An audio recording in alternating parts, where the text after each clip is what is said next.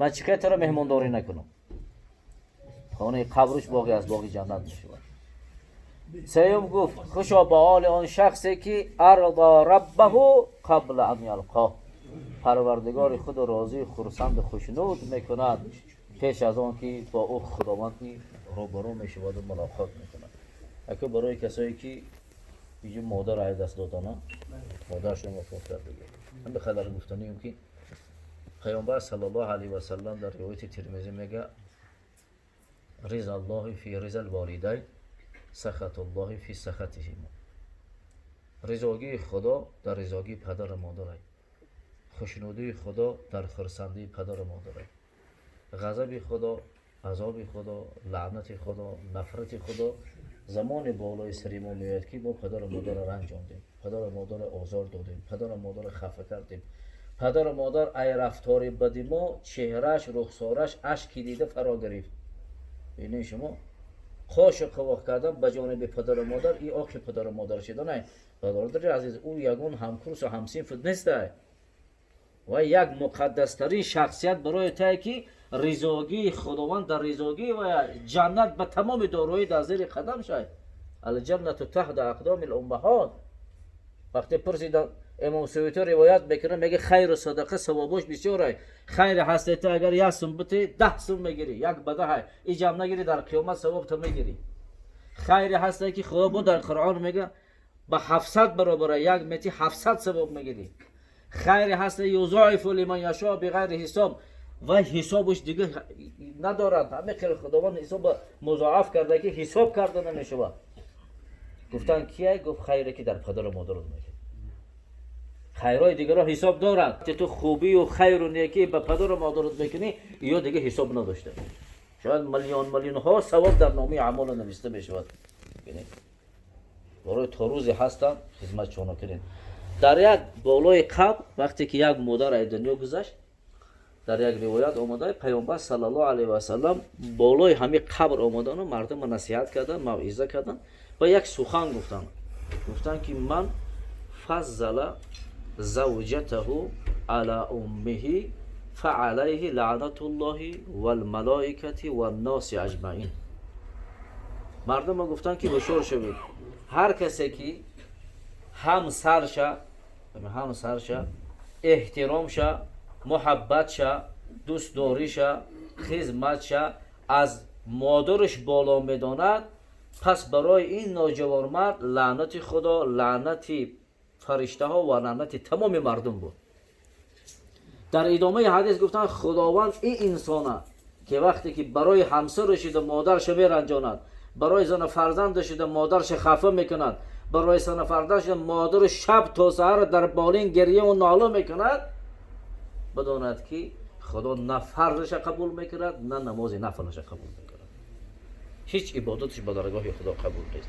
امام مالک خدا رحمتش کنه یا روایت نقل میکنه، میگه یک بای بچه بود رنگ شما خداوند اولادتان ای درآمد حلال زیاد کند و توفیق خرج کردن مال برای شما راهنمایی کند که در جای درست صرف کنید که پگاه با پشیمون نشوید. هر ماه مادرش نفقه کرده بوده. چخیلی که این حکومت کار میکنه مادرای ما رو پدرای ما رو نفقه کرده. هر ماه پدرش غیر اون که او رو تامین میکرده با کیسه پولیش میداده او خودت کو به پول خونات بیاروش. یه بچه صنف یک تا 10 سوم نگیره خونات نمیروی کو. چرا پیش برآمده رو نمیگی پدر جان من 100 سوم 200 سوم در کیسه ها کدوم، مادر جان 200 سوم در دسته کد بگی که یک یگون دوگانت میویا، یک یگون رفیقت میویا یا یک یگون جو میروی عمر کوفته میگردی. کیسه پدر و مادرتون به پول نمونین. کودک بده کیسه های شما رو به پول نمیمون. دست شما گرفتی بیرون آمده بازار و مغازه گریه میکردی، چیزی در کاری تا گریه میکردی، اشک دیده تو میدید میخری. امروز فرزند باید نمی خدمت کنه به پدر و مادر. تمام مال و ثروت ما باید در اختیار پدر و مادر ما باشه. کدام ما کرده باشیم همه غیر از همه که مادر همه هر ماه 1000 سوم میرسه تا فقط کیسه پلیته و چه جون یا پدر جون. متاسفانه عطرای شانل میزنیم پدرامون بوی عرق میکنن، عرق بدنشون داشته نمیشه. یک روز 3 بار لباسمون عوض میکنیم، نه که پدر ما 70 ساله یک جلک پوشیده، یک جامه پوشیده، یک محصی پوشیده، یک کلوش پوشیده. یا که مادرتون هم میخیر. شاید که هر سیزان نمیشه که زنک در پیش گوش ما غرغره میکنه، قولینات نو میکنی، خونات ایسر با هم باشه تعبیر میکنی، نه که قولین زیر پای پدر و مادر تو همون نمودی سال 70 و بعضش نگاه میکنی مادر میبره پدر میبره توبوت یک ماتریال پرتی 1000 سومونیه. مادر حیاتش دایم پردن هم خیلی ماتریال پوشیدگی نیست. یک جامعه میپرتوی 700 سوم 1000 سومونیه. پدر بیچاره برای یا لباسای ماندگیش ببینه در ترکیب بیارن تقسیمش کنن، این خیلی جامعه رو حیاتش ده پدر نیمه پوشیدگی نیست. 3 روز نمیگذاره که مال پیش بازار رو میکشه بیا حضرت که ختم کنین، اگر آتش زنده شده بیا حیران میشه میگه بچه‌م گوشا 2 کیلو گوشت گوسفند ای پدر فرزندش خوردگی نیست. که برادر از این نوجوان مردیه در حیات زندگیش کار رو کنه، کیسه‌اشون رو بپل نمونه، هر وقت خبرشون بگیریم، هر سحر بگه خبرشون بگیریم، دعای نیکشون رو بگیریم. هر ما میگه خیر بگیم به اصطلاح زمانه $100 همون تاجر همون بیزنسمن کلون مادرش نفقه کرده بود.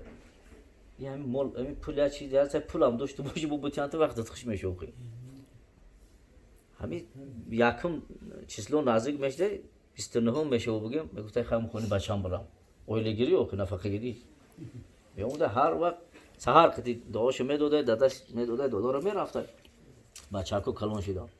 خب بچه ایش لیسته پرزیدنتی باید بخونه، خب اوش باید کمبریج بخونه، اوش فلان جا بخونه دیگه همه تقسیم شد. حسنش یک شب گفت که همین پولی که تو همین اوچاد هر مومنت میسوب کردیسم یک سالده پولی همین شرطنامه دو گوری همین بچه هم میشه در دانشگاه آخه همین کمپیر چون میکنه همین $1 همین خورونده سیش بسای کمپیر دیگه در خانه نیسته سحر میشه یه روز دو روز وقت ساعتی اویلگیری میگذاره روزی دویم چیزلو میشه و میگه بچه هم مرا فراموش کردی اویلی محبت ما برم آخی نفقه من یه اوچی میگه همین $100 خریب زندگیم خراب شد و ویران شد همین کلون دوره میکردیسته باید یک آبی چخور میکشه سرش خم گیره کرده خانم میبره میره. این مردک توجیره شید دیگه کاروان تجارتی همه مردم توجیر جمع شدن بیا بره مکر بروان طرف شام و همه جا و شطور همه چیزا وقتی میرفتن در راه میروان در دستی راهزنا میغلطن توجیر رو میخپن به درجه میزنن که تنهاش هم مایی میشه تمام مال و ثروتش میگیرن خودش بیهوش و بیاد میارن در خونش بپرتوین. وقتی به محله خبر میرسه که فلان توجیر ثروتمند در دست راهزنا غلطیده زد یعنی این قدر بدناش هم مرا خونشور کرد یعنی بیهوش و بیاد همه مال و ثروتش گرفتن اولین کسی که غلطی دو خسته گریه کرده میخوش در بلوش میپرتوی مادرشه.